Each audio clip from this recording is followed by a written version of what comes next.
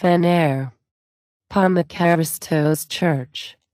Architecture and decoration. The Komnenian building was a church with a main aisle and 2 ambulatories, and had 3 apses, and a narthex to the west. The masonry was typical of the Komnenian period, and adopted the technique of the recessed brick. In this technique, alternate layers of coarse brick are mounted behind the line of the wall, and are plunged in a mortar's bed, which can still be seen in the cistern underneath and in the church. The transformation of the church into a mosque changed the original building greatly.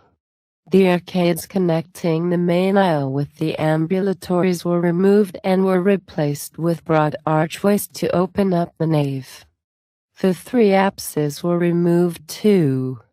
In their place toward the east a great domed room was built, obliquely with respect to the orientation of the building. On the other side, the chapel represents the most beautiful building of the late Byzantine period in Constantinople. It has the typical cross and square plan with 5 domes, but the proportion between vertical and horizontal dimensions is much bigger than usual, although not so big as in the contemporary Byzantine churches built in the Balkans. Although the inner colored marble revetment largely disappeared, the shrine still contains the restored remains of a number of mosaic panels, which, while not as varied and well preserved as those of the Hora Church, serve as another resource for understanding late Byzantine art.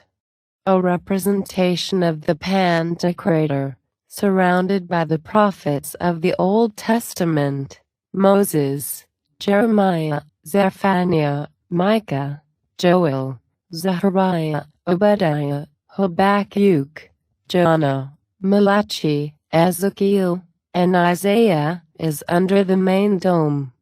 On the apse, Christ a Paragathos is shown with Virgin Mary and Saint John the Baptist. The baptism of Christ survives intact to the right side of the dome.